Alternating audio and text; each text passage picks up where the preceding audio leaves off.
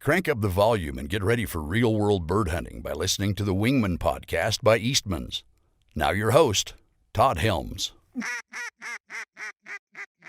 Hey guys, welcome to another episode of the Wingmen podcast. And my guest this afternoon really doesn't need any introduction. I could just say I've got KVD on, and most outdoorsmen are going to go, that's Kevin VanDam. Why does he have a professional bass fisherman on the show? But you're way more than that, Kevin, and obviously your bio is super impressive, and you really don't need an introduction when it comes to the outdoor world. But through a mutual acquaintance and podcast guest, I found out that you're a diehard duck hunter. And I said, man, I got to have him on the podcast. And I called you up and you were like, get a hold of me after tournament season and let's talk. And here we are. Yep. No, I love it. I grew up in the outdoors. My only problem with duck hunting is that I live in Michigan. But no, it's not bad. I actually did a little scouting yesterday.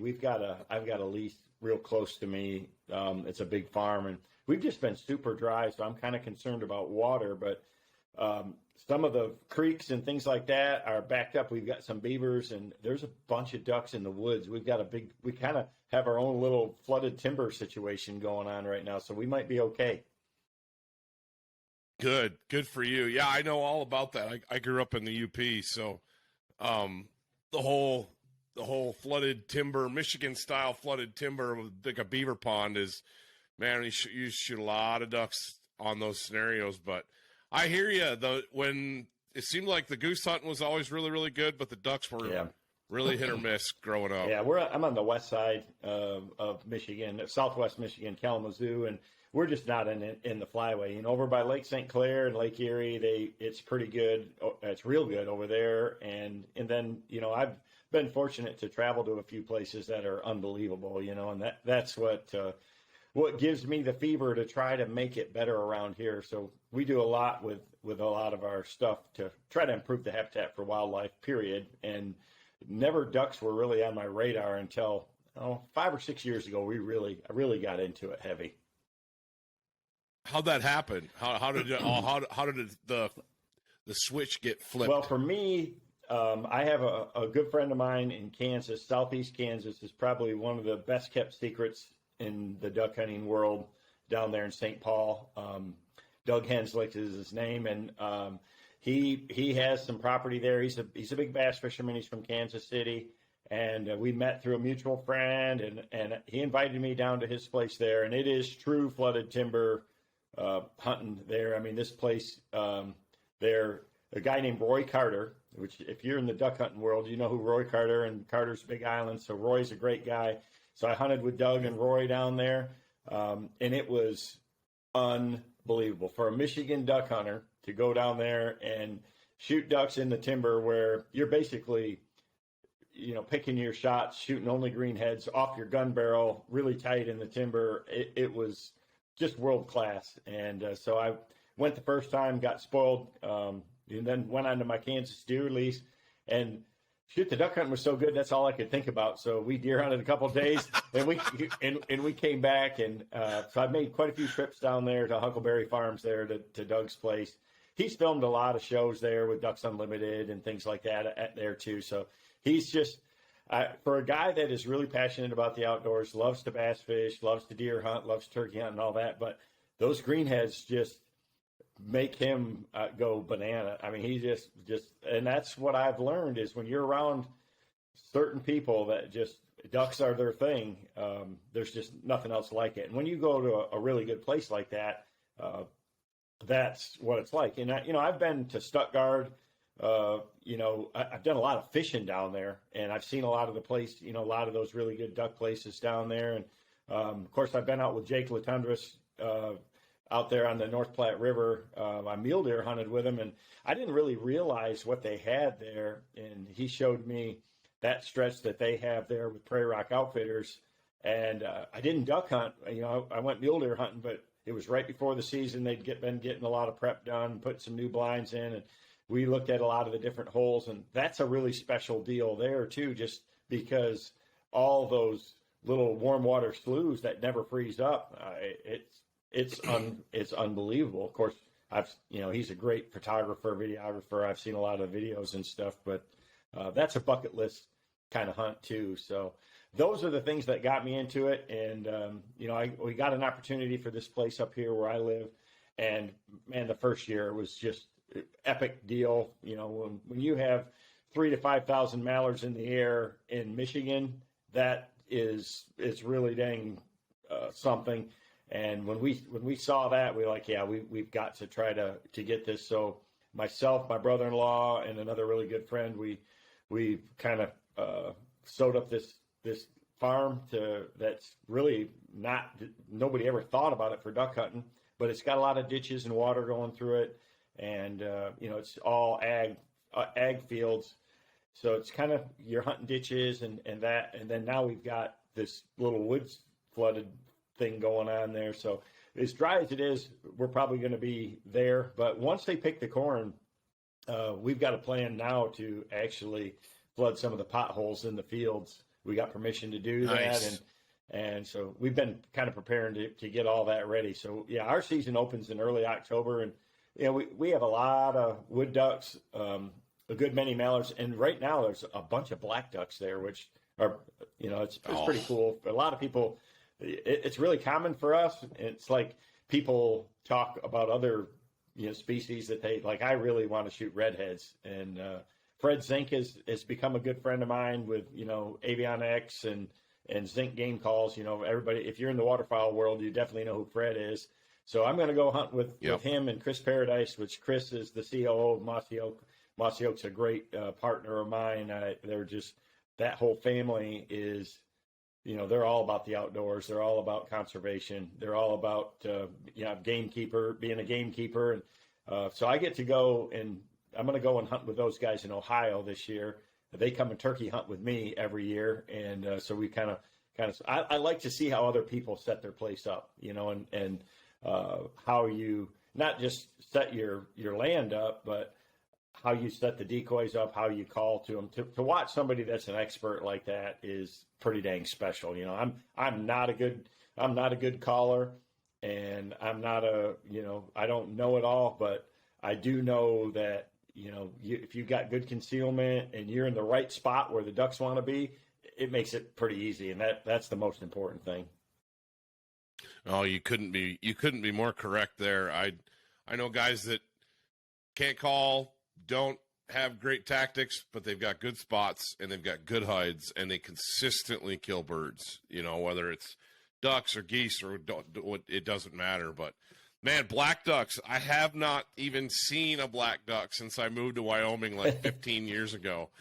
And we don't have them. I still see some woodies, but I miss those black ducks. I remember you were talking about over on the southeast side of the state. I went over one time and did a draw hunt. Well, a couple times, but did a draw hunt over at St. Charles at Shiawassee. And that is quite the experience. That is an interesting experience, to say the least. But that was the last black duck I killed. I killed a big Drake black duck there one morning, and it was like shortly after that I moved out here and said goodbye to all that stuff. But man, that sounds like you really got your lease dialed in, and if you've got water, if you've got the habitat, you're going to have it nailed. Yeah, our biggest thing is we're kind of at the mercy of the farmer to pick it. Once that corn comes off there, then, we can take our side-by-side back there. We can take a skid steer back there. We can dig some pit block. We can do some things. We kind of have to have it right back to the way that it was at the end of the season. But at least we, are able to doctor some things up. And this year, like I said, we're gonna pump some water into some of the potholes in the fields that hold it anyways, and that'll be just like a magnet, because it's such a huge area. They just never land in the same place twice, And sure, so when you have a drawing card, 2 years ago we had a really wet early fall, and it flooded a lot of the stand-in corn. And they were just piling in there, and it was we had an epic, beginning of the season, really the whole season. It was just unreal, and we have such a mixed bag, like you say. Early, it's a lot of wood ducks. lot of black ducks and mallards. And then later on, we'll get, we get some widgeon and stuff like that too. But we get black ducks pretty regular. And people, to me, that's like, I really would like to shoot a canvasback and a redhead. And I just never had the opportunity, just never even seen one any place I've ever hunted. So I'm looking forward to maybe having a chance to do that later this fall in Ohio. There you go. Ohio, go up north, go to St. Ignace and hunt there. St. Ignace, Mackinac City. I used to live just north of that, and we hunted those bays quite a bit growing up in that St. Mary's River system. And you just never knew what was going to come flying into the decoys when you were set up on that river system. My son is actually there right now for they have their bass, the tournament series around here. Their classic is up there, and so they've actually fished there a year ago too. It's a really neat area up there, and there's a lot of ducks there right now. He said, "Oh man, yeah, I'm sure. Yeah, the fishing there is interesting too. That we had so many species growing up right there in the St. Mary's River system, and down into the straits and things like that. That it was." You just never knew what kind of duck you're going to shoot and what kind of fish was going to be on the end of your line when you got a bite, Yeah. It's kind of crazy. That's one of the things I love about Michigan is we do have a ton of opportunities for, fishing and hunting both. It's pretty diverse. And that spreads the pressure out too, with all the salmon, trout, walleye, pike, muskie, bass, smallmouth, fishing wise, and so many lakes and rivers, and then surrounded by the Great Lakes on three sides. And then same thing when it comes to hunting season, up north, it's great woodcock and grouse hunting. We don't really have much pheasant or anything anymore, but we've found our duck hunting down here. Obviously I've loved to deer hunt too, and I've got a lot of turkeys. So, that's a focus this time of year, and it's a challenge, come the weekend is like, should we go duck hunting this morning or should we go deer hunting or what? So we really focus on the weather and try to deer hunt, on the days that the duck hunting isn't good. Any day that the duck hunting is good is we don't, the way our farm is set up, we don't have a big resting area or anything like that we can do. So we just, our rule is we just hunt once a week, and that keeps it. Yeah, no, I think that's smart. I have the same rule on the leases that we have out here. You just have to do that because otherwise you end up just blowing out everything, and your hunting's terrible. When we have a big group of birds that are working the whole area, and if you're lucky enough to call in a group of 30 and be able to get them, there's 500 flying around that you're spooking too, and so by only going once a week, it makes it to where every weekend it's like opening day again. It's pretty. Right. A couple of years ago, man, we have 5. I have my 2 boys out there and us out there, and we limited out every single time, but once all season long, and that's just unheard of for this kind of hunting. Last year was not the case for us. We had tough hunting last year, just tough conditions and so it was back to a little bit of a dose of reality, and we learned that we got to step up our game and calling and really focus on our setups and that. So it was a good learning, good wake up call, good learning year for sure. So that's why I love getting with these guys that are really good at it and that do it a lot, because there's so many little things that make a guy like a Roy Carter or a Fred Zink or a Doug Henslick really excellent duck hunters, because they know. You don't even have to tell. It's kind of like me and fishing. You don't have to tell me, when I see a certain scenario, I know immediately what bait to pick up and what color and the presentation based on the conditions. And these guys are exactly the same. I'm sitting there thinking and guessing, should I set my spread up like this? And how many decoys should I put out? And, what section of the farm should we set up on based on the wind direction and sun and all that? And they just immediately know already. And it's fun to hunt with people like that.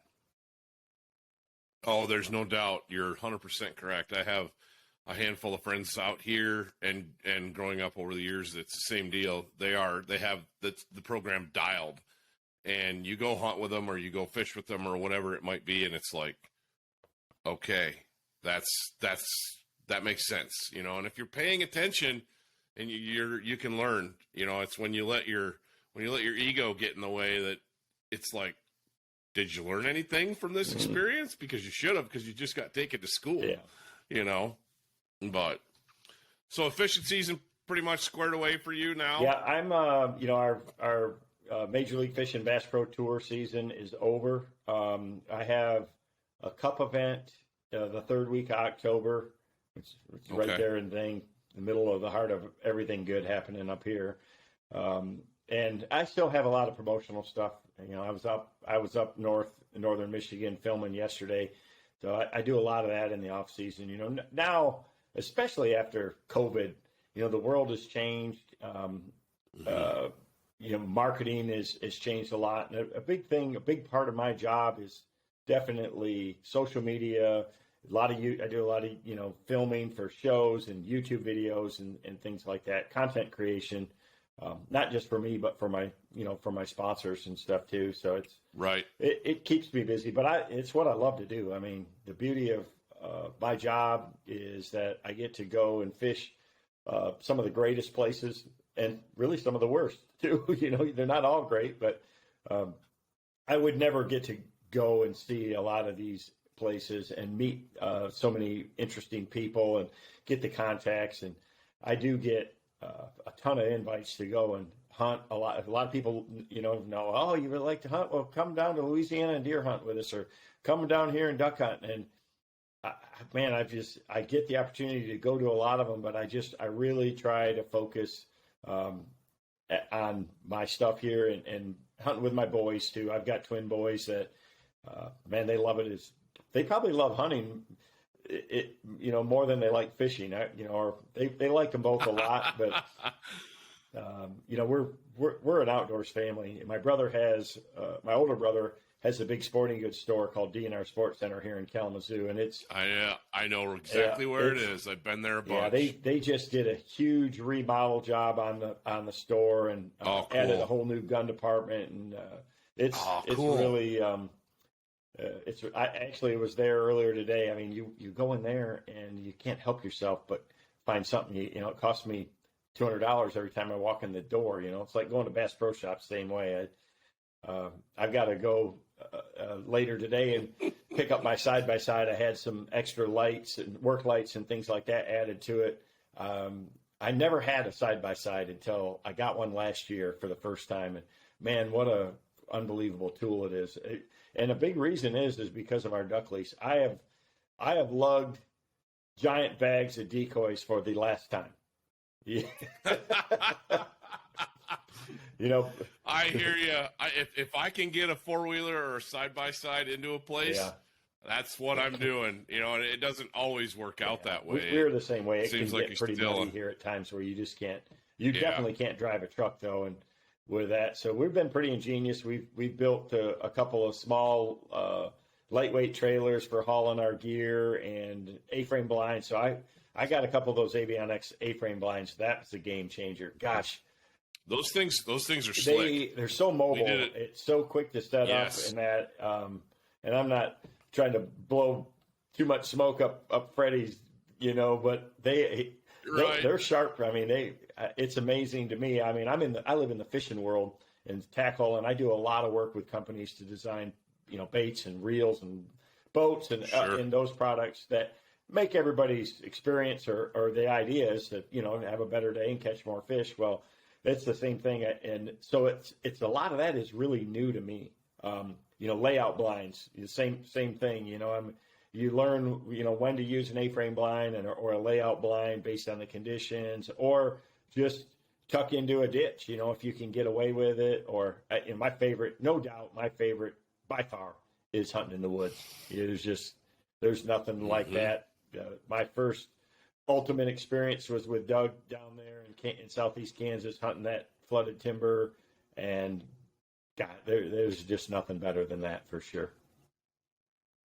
Oh, I couldn't agree more with you, and the the Avian X blind that you were talking about, they shipped us one of those a couple years ago, and we've used it a lot and did a review on it. And I remember doing the review. I just got it, and it came in just at the end of goose season, and I hollered at a couple buddies. I was like, "Hey, you got birds on your place? Okay, I need to come out and do this thing, and let's hunt." Anyway, and we filmed this review, and I could not believe how easy it was to set up and how hidden we were. This is like the last couple days of goose season, and we have highly pressured birds, and we shot birds right in the decoys with that thing. Geese especially really don't – it's like they don't even – I mean, and honestly, and Fred told me this, and I wasn't sure either, because we used them last year in our late season up here in the fields. One is good, two's better, and three is even better. The more of them that you have out there, it's like the less they care about them. And for ducks, it's pretty much the same too. I think we probably work a little too hard to over conceal around them, but we'll put them in a cornfield and we'll cut a bunch of corn stalks for them, and then just add it to it just to try to help. But man, it's just, I like that. So I hunted in layout blinds too, and that's cool, but it isn't near as comfortable, man. I just get a Yeti bucket, or with a cushion, or a stool, and they're sitting in there, and it's nice, especially if you got a couple of them set up. You're hanging out with your buddies. That's what I love about duck hunting, and that's what my boys love about it too. So I started them really deer hunting, and the first time that I took them duck hunting, they fell in love with it, just because it's so much more social. You can bring a friend along. Deer hunting, you're always worried if you bring a friend out, is he going to shoot your big buck, or is he going to spook the deer, or whatever. When you're duck hunting, it's not about that at all. You bring a thermos of coffee, and you bring some snacks, and you can chat it up and tell stories and hang out, and then when the action's good, man, it's just, you share it, and that's what I love about it. And I don't know, man. There's just something about when you've got them completely fooled, and I get it that duck hunting for every species is cool, but those mallards, man, I see why they're everybody's favorite. That's the largemouth bass of waterfowl for sure. It's like, I've never heard it put that way, but I completely agree with you. That is a great way of putting it. Out here, they'd probably be the brown trout of waterfowl out in the West, but. Yeah, you're absolutely right. And there's something special about greenheads. And I've shot them, I don't know how many different ways, a lot. And I keep coming back to shooting them in a cut cornfield or a barley stubble field on dry land with spinners. Holy smokes. Yeah. There's something, the way they do it on dry land and the decoys is just special, and it is a sight to behold. Yeah. Yeah, if you can get them to fully commit, I mean, that's the ultimate. When you get them, when they're landing right in your spread, you got it going on. 100%. Yeah, it's funny you're talking about the deer hunting and stuff, and I remember back there, it got to the point where we have a little family farm north of you, up in a little town called Stanton. Yep. Anyway, yeah, and it got to the point where we called it, my brother and I called it deer fighting season, because everybody's worried about, I was going to shoot, like you just said, they're going to shoot that big buck that I've been watching and got on trail camera and all this, that, and the other thing. And that didn't exist with waterfowl. Yeah. It was like, just go out and have fun. Yeah. We took on myself, and I'm to blame, early on, I took the fun out of deer hunting for myself, with it, trying to overmanage, and, like, oh, you can't shoot any small ones or anything like that. So now I still do a lot of it. I like to take people for the first time.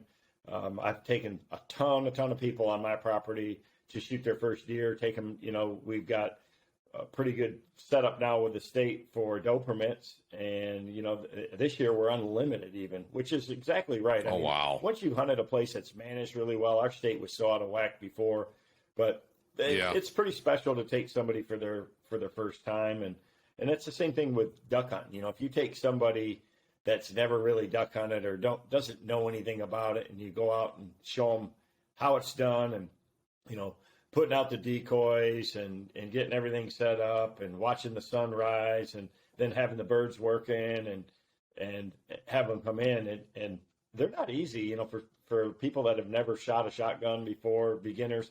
And it's fun to watch them. They're going to do a lot of missing, but that's how you learn, so it makes an impression that they don't forget. You make lifelong hunters out of people that way. And whether it's, it's any of it, and it's all a great experience.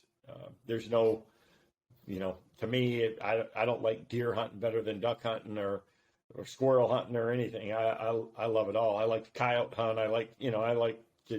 We like to kind of do it all. But during duck season, when you have that window and you start getting some of these new birds showing up, and that's the time to really look forward to here. I wish our season, I think our season is really off. We need, when it gets really good, the season's closed. It opens too early and doesn't stay open late enough, really. But because when we're goose hunting, there is a whole lot of birds coming then. Yeah, it's the same exact thing out here in Wyoming, what we run into. And they actually are running us longer this year. We're running into, I think, the 25th of January, which is as late as I've seen out here. And it's because everybody was like, man, take some of those days off the beginning of that season in the first split and give us longer to hunt, because same thing, we're hunting honkers late in here, and we're covered up in ducks finally, and they hadn't been here until like the end of January, first part of February. So yeah, I know what you mean. It's definitely nice to be able to have a little bit later season, but we struggle with the same. We really do, and I think talking to guys from all over the country, everybody's got a gripe about something with their state, with their state. It's hilarious. I talk to the guys down south, and it's, the weather patterns have changed and migration's changed, and we don't get the birds we used to, and you guys are killing all our ducks up north. And I had a comment from somebody in Canada the other day that was, oh, you guys just reap the rewards of all of us raising all your birds, and then they fly down there and you shoot them all. And it's just funny. It's like, we're all in the same boat here, for no pun intended. And yeah, the birds, we need to raise those birds up north in Canada, but they need to winter down here in the lower 48 too. And it's hand in glove. Well, the thing that's really changed though is the management philosophies, for sure, and a lot of these people like myself, or a lot of these people that have land or property, they're doing a much better job of creating great habitat for the ducks, and they don't want, all up and down from St. Louis to Memphis. It's unbelievable what people have done there in the last 15 years. And that's why why isn't there all those birds down there anymore, far south? Because they don't have to leave. They've created such a great habitat for them and food. And as long as it's not about freezing weather, it's just about having water and food, for those ducks. And when they have that, there's no reason to move. The only thing that's going to get them to move far is if we get a big ice storm or something like that really, a super cold polar vortex or something like that's really going to do it. So, Louisiana's not going to see the ducks that they did 20 years ago, because the whole, everything's changed. Yeah. Yeah, it's interesting. I had Dale Bordelon on, and I don't know if you're familiar with him, but he is an interesting dude. Makes all his own decoys. He is a Bayou, Southern Louisiana. I mean, he's great storyteller, and he's got connections all the way back to the market hunting days, where he's got stories that go back there that he's held on to. And he talks about some of the things that he has seen. And then I talked to Ramsey Russell, and it's the same thing. He's talking about whistling ducks, and rosy-billed poachers that they don't. That's a way south bird, and all of a sudden they're showing up in Missouri, and guys are shooting them, and it's like, what's up with that? When did that happen? But yeah, if there's one constant in all this, it's that it's change. I mean, stuff's constantly changing. But I would agree. We don't see it a ton out here, but back where you guys are, I know even before I moved, there were guys that it was like they're managing properties specifically for waterfowl. Yep. And trying to create the best habitat that they could possibly get, and it was, of course it holds birds. We had a spot over in that Stanton area that was a slough that didn't freeze. It was open all winter long, spring-fed creek, and we took care of that like it was made out of gold because it held so many birds, where we would get that late. I don't know if you guys still do it, Yeah. but for a while there, Michigan had a Yep. late duck, 2 days. like 3 days. 2 days. Yep. And we would just, oh my gosh, that slough was loaded. Thousands of birds in there. And we'd go in, get set, we'd let them fly out and do their thing, and we'd sneak back in there in the daylight when they were all out in a field someplace. And it was unreal. Yeah.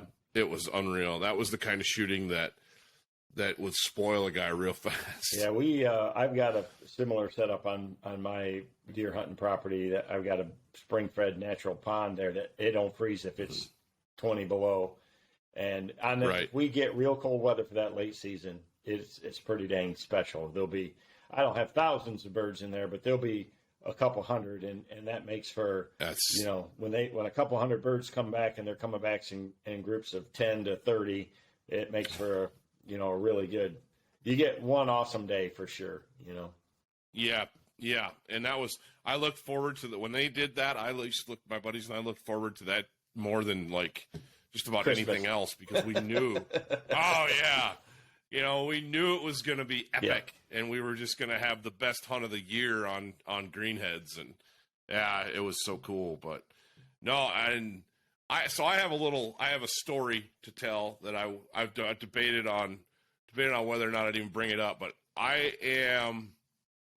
you and I have met once briefly before, and I was about 12. I'm 10 years younger than you are. And I was about in that ballpark, and I was fishing off of my grandmother's dock. And I am almost positive you came by and you were pitching docks or throwing a buzzbait or something in an evening. And you came by, and big, beautiful boat. And I was a fan. I knew who you were. And you said, hey, how's it going tonight? And just we chatted briefly as you fished on by. And I went back. I think I dropped the rod, turned, ran up the house. I was like, you're never going to believe who I just saw. I'm pretty sure it was you. There's a good chance. And it was just one of those little local Michigan lakes, and just kind of funny how that works. But yeah, it was, that's my KVD story. So anyway, so are you going to get a chance to go and out and hunt with Jake? I don't have anything scheduled this year for sure. And I got a mule deer hunt scheduled for the day after Halloween in Colorado. And then Bass Pro Shops they've got a big amateur tournament they started this year called the U.S. Open, and they've got their $1 million championship. There's an amateur is going to win $1 million in a bass tournament in November down at Table Rock Lake. Yeah, I need to. The challenge for me is when duck season's really getting ramped up, like in January. That's when we're kind of re-energizing the fishing, sports shows and getting prepared to kick off our tournament season. But yeah, I'd love to. It's a bucket list thing for me. Jake is, both him and Ryan, incredible guys for sure. They have a really special operation out there at Prairie Rock. You're close, for me, it's. Yeah, I'm only 6 hours, I think, from him. Yeah, it's a 15, 16-hour drive, and and flying there is not easy for me either, because flying from where I'm at is not easy. But so it's not an easy place. It's not like you can go and just say, hey, I'm going to go for a day or two. You want to make a trip of it. So that's what I'd like to maybe do, is do a late season combo hunt, there. I'd like to experience both of it. The goose hunting's pretty dang good, and duck hunting's unbelievable. You can do both in the same day there. So I actually have a couple friends that went last year, and they're like, man, it's just like any place, if you get the right weather, and the later you go, the better that seems to get, if you get the right weather, it can be epic. So yeah, I don't have a trip scheduled to the North Platte River. I don't have a trip scheduled to Kansas, to southeast Kansas yet, or anything like that. I've got another deer hunt in Texas. I've got a friend of mine that has a place down there that I just can't pass that up either. And my boys are right at that age. My one son just moved to Nashville, and he's working down there, and wants to be a chef, and he's working as a sous chef in a steakhouse down there. And just like I said, I get all these opportunities to go a lot of places, and some of the best places you could possibly go. Prairie Rock Outfitters out there in the North Platte River, that's a bucket list trip. To go to hunt with Doug and Roy down there at Carter's Island, and down there in southeast Kansas at St. Paul. It's the greatest kept secret in duck hunting. To a lot of people. I mean, I know all the, like Justin Martin, he's a friend of mine. He's like, man, that down there that's the place, and I got an open invite to go, but it's just getting the time around the other things that we, do family wise and that to go. So, and then, you put all this time and effort in your own stuff, and you gotta spend time hunting here at home too.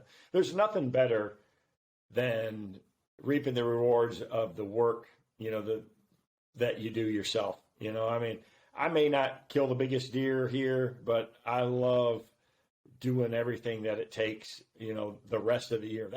My favorite part of deer hunting is not the actual hunting. It's doing the food plots, and it's managing the timber, and, cleaning trails and putting trail cameras out, and watching the fawns through the summer, and just, that whole process. And it's kind of the same thing in duck hunting, when you, do a project, a water project.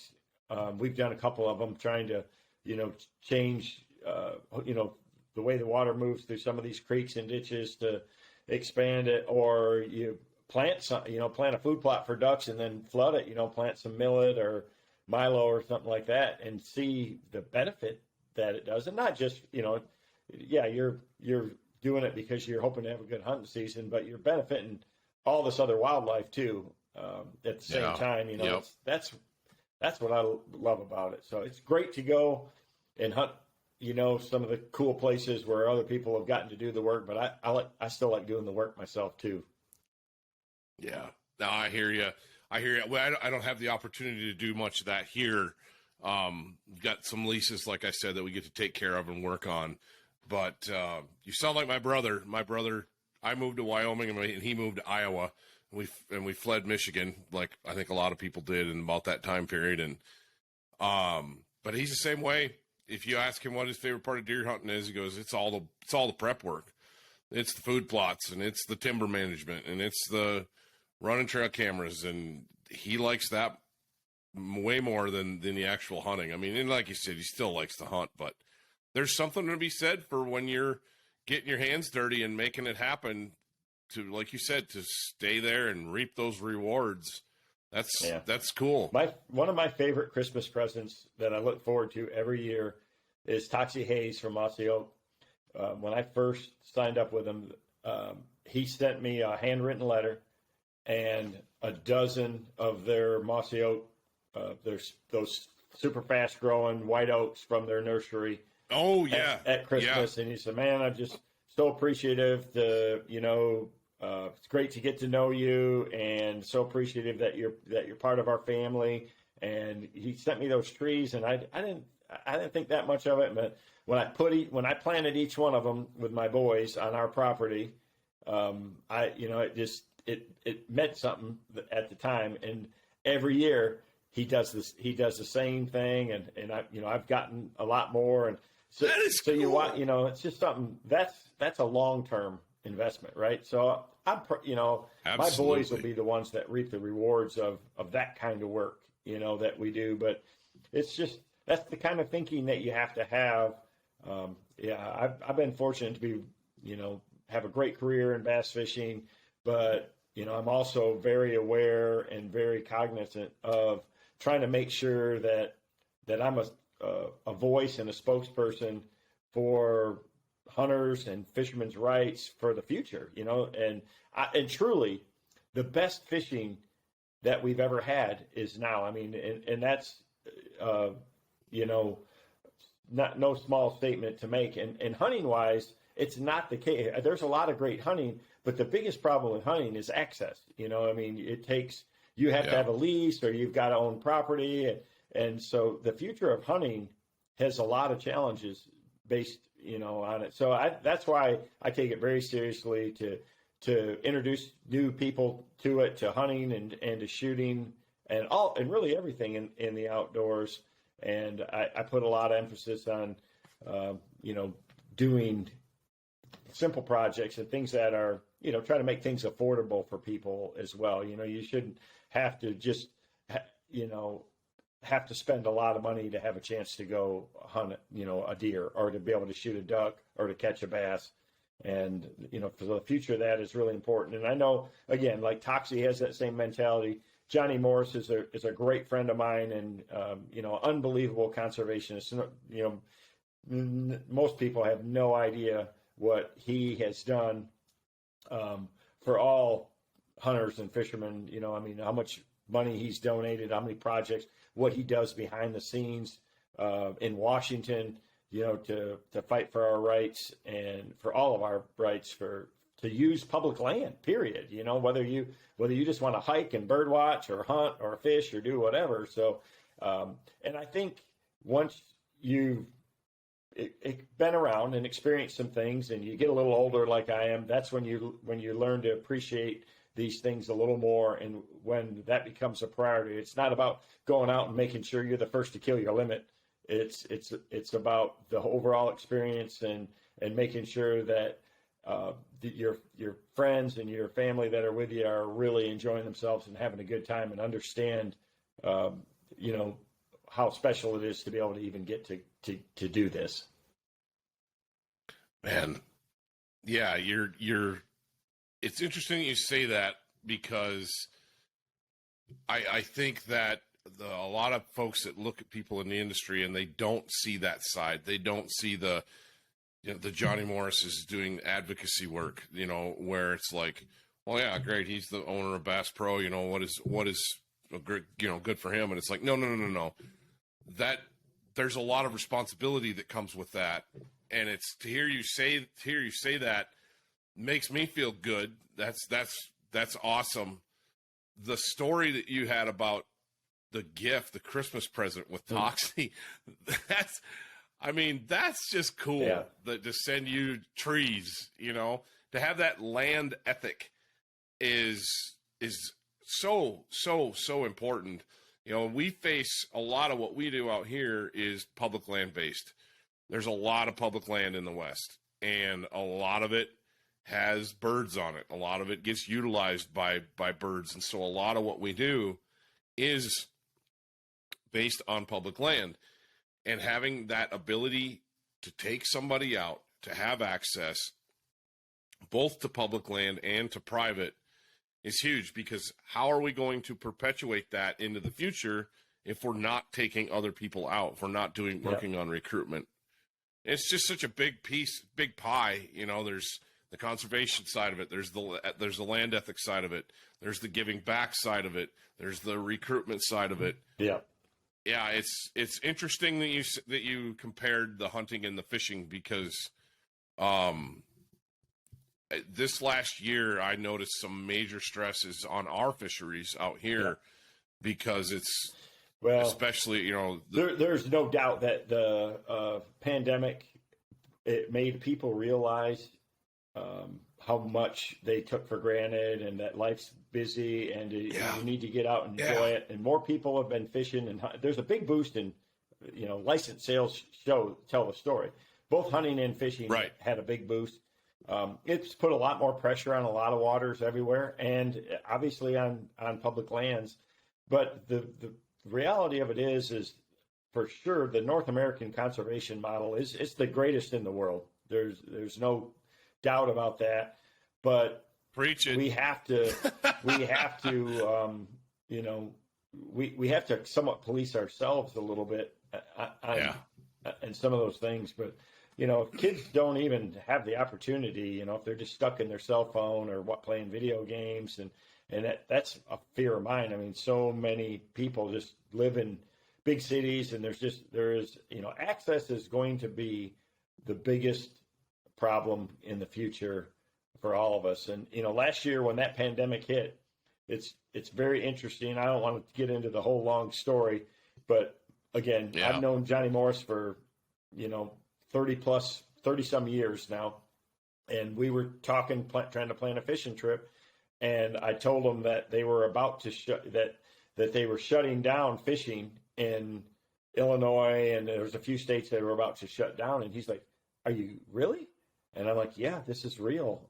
You know, it's happening." And I mean, within 24 hours, he had contacted everybody, you know, a lot of their conservation team and organization, and the Secretary of the Interior. And Congress was going to make a decision 2 days later to close all federal public lands and waterways, all the Corps of Engineer lakes, all the ramps, all that were going to be closed.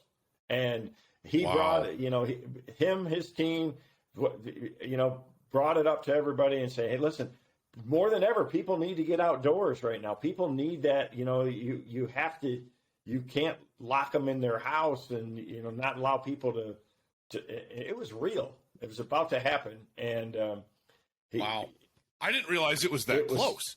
I mean, I knew there was talk, but I didn't realize it was that tight.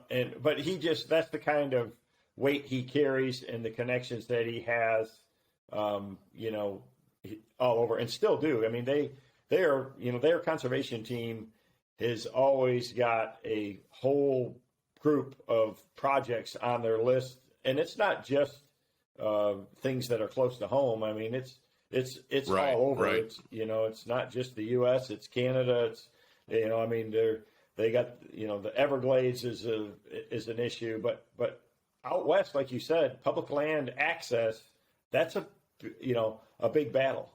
You know, private companies and private land, you know, people are trying to tie more and more of it up, and it's, you know, good luck trying to find a place in, you know, the East Coast or something like that where you can go to a public land and actually see an animal, you know, to be able to hunt. No, absolutely. So absolutely. There's still, you know, some great public land hunting, but, you know, it's something that, you know, we need to continue to keep working, you know, on. And that's why, you know, a lot of these conservation organizations are so good.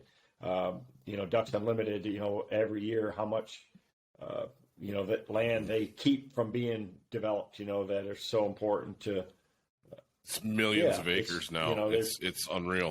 It took me a long time. I mean, we all know conservation's important, and we all know that these, you know, Pheasants Forever and Ducks Unlimited and, you know, Rocky Mountain Elk Foundation and, you know, all these different groups do good work. But when you know, experience it a little more, and I've gotten be involved in some of these other projects and been around some of the people that run them and just get educated about it.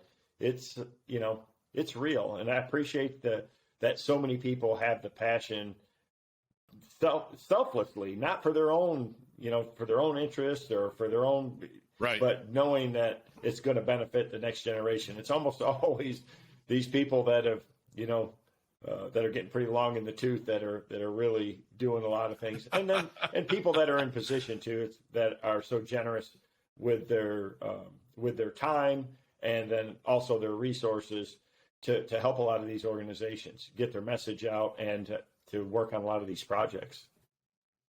No, 100%, 100%. It's interesting.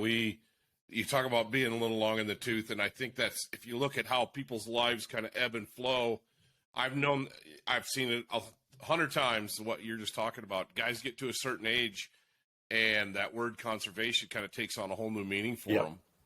And they go, they jump in with both feet, and they dive right into it. And you see that the younger guys are, struggling to raise families or make a career go or whatever, may not have the time. So it's pretty interesting. It's funny that you say that about projects and about passion. I just got back on Tuesday evening. I just got back from filming a sage grouse project with the TRCP, the Teddy Roosevelt Conservation Partnership. And we're going to talk about, it's more than just the birds. It's a possible ESA listing, and it's public access, and it's working with private interests, conservation piece. And the more I dove into it, the more it was like, there are so many moving parts to this, and everybody's got to be on the same page to make this work, or we're going to lose access to one of the ultimate icons of the West, this sage grouse, and ultimately sage grouse habitat, which a lot of there's like 300 and some species that depend on that habitat, that ecosystem to survive. That's a lot of interest. That's private landowners. That's NGOs helping out. That is guys like Johnny Morris raising the flag. Yeah. Those stories have to be told. You're spot on there, and it's really interesting. So a lot of this really became on my forefront when I started. So Johnny's Wonders of Wildlife Museum, which is unbelievable. Yep. If you're ever anybody, I would tell them, if you're in that region, if you're near Springfield, Missouri, ever take the time to go through the museum and the aquarium, because he's so smart in the way that he designed that. I mean, it tells the North American conservation model and the whole story. I mean, when you walk in and go up that escalator with that herd of buffalo coming at you, and that the whole story of the plight of the American buffalo, it just, it's a slap in the face, and it's a wake up call, that, hey, this is not having wildlife, and hunting and, good, access. It's a privilege, in that, it's a very important, and everybody has to work together to make sure that, we're managing and taking care of it the best we can. And it's so well done. And there's so much you can learn every time I go through that museum. And, I was there for the grand opening, and it's just mind boggling. But every time I go through there, I learn more and more, and that message always goes right back to the top of the list. How important conservation is. Oh, without that, we don't have, like you said, we don't have the great fishing that we have today. We don't have the hunting opportunities that we have. We have free-ranging bison out here in areas of the West, and you talk about that bison display, and it's like, that wouldn't have happened.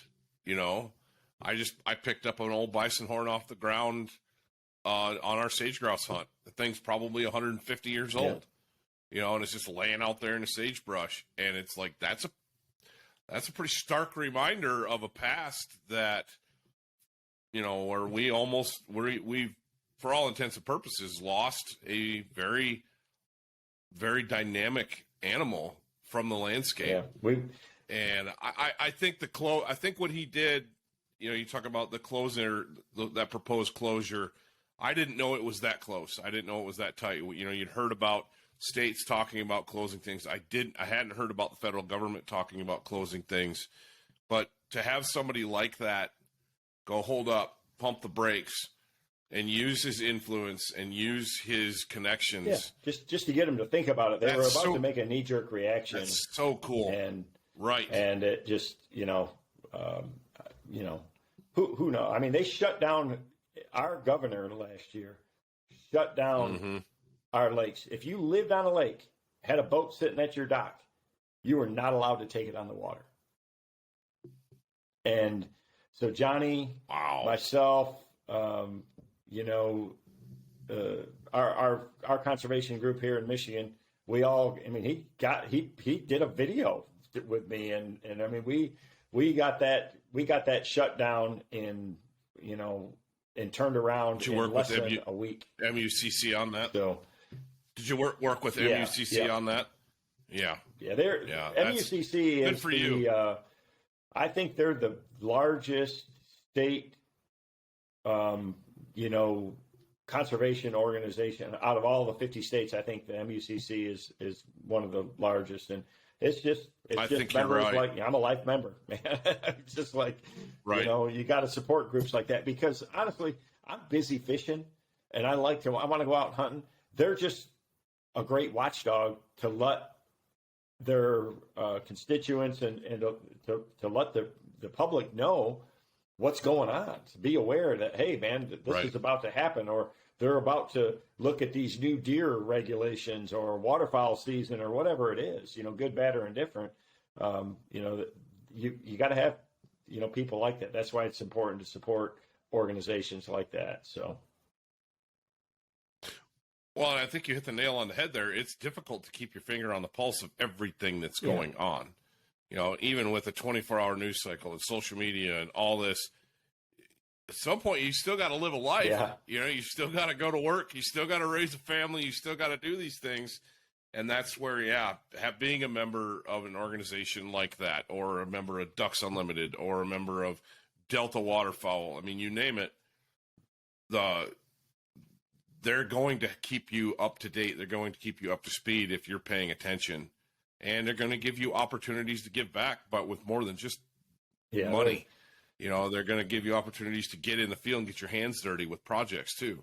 Yeah, no, it's like you say, when you're just coming up and you're early in your hunting career, it's all about, the hunt and trying to get your limit and experience and all that. And once you get a little more of a seasoned veteran, that's where a lot of these other things really come into perspective. And that's kind of where I'm at, in my life. I've been, like I say, I've been real fortunate to make a living at my passion, right? And get to experience a lot of other great opportunities in the outdoors along the way, and meet some amazing individuals. I mean, that's the thing that I love about outdoors people is just, they're really special. I mean, it doesn't, what I'm talking about. You've got to meet a lot of them, and they're very, very different, than people in business or other walks of life that you meet. And it's that passion and true caring that makes it really special. So.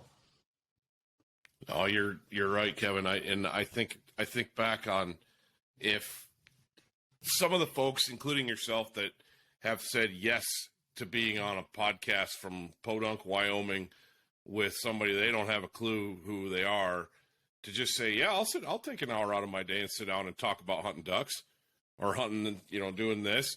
That would be a tough sell in any other walk of life. But to get somebody on to talk about a passion, something they love hunting ducks, they love hunting, they love land management and conservation talk, you start finding common ground real fast. Yep.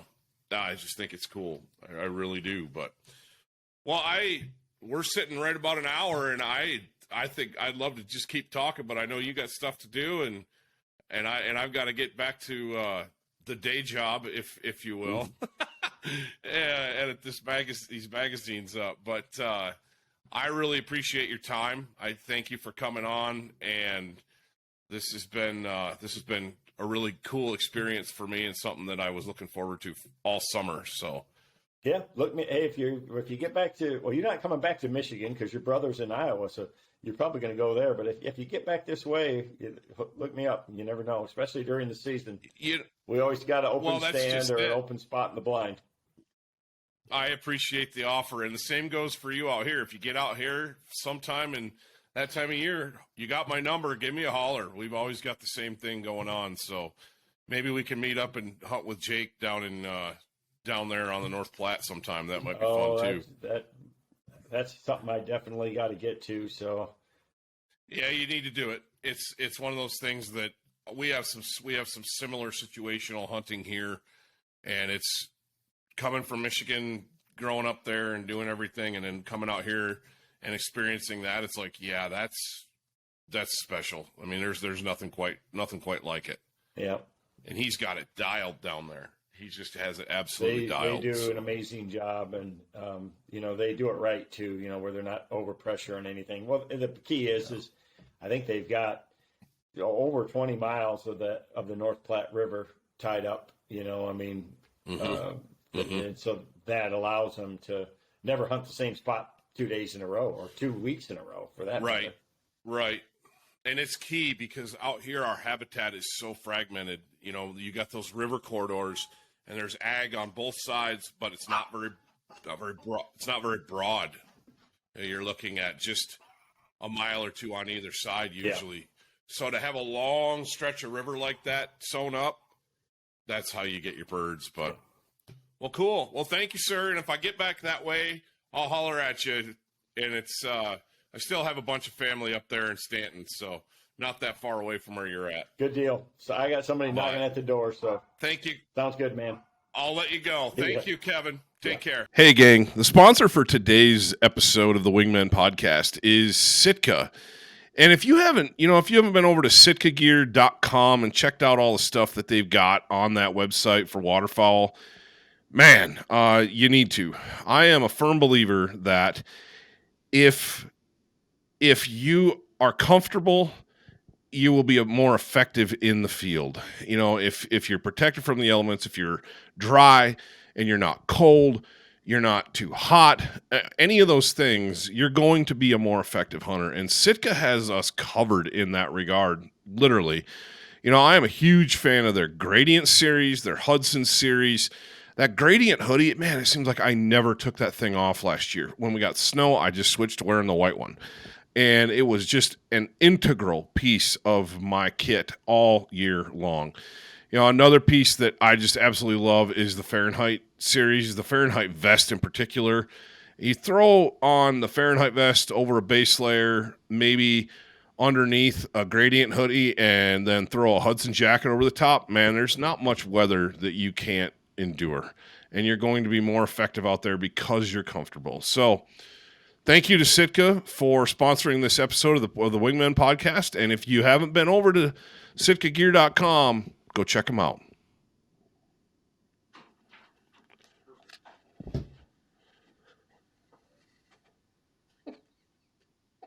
Thanks, Gase. Have a nice day.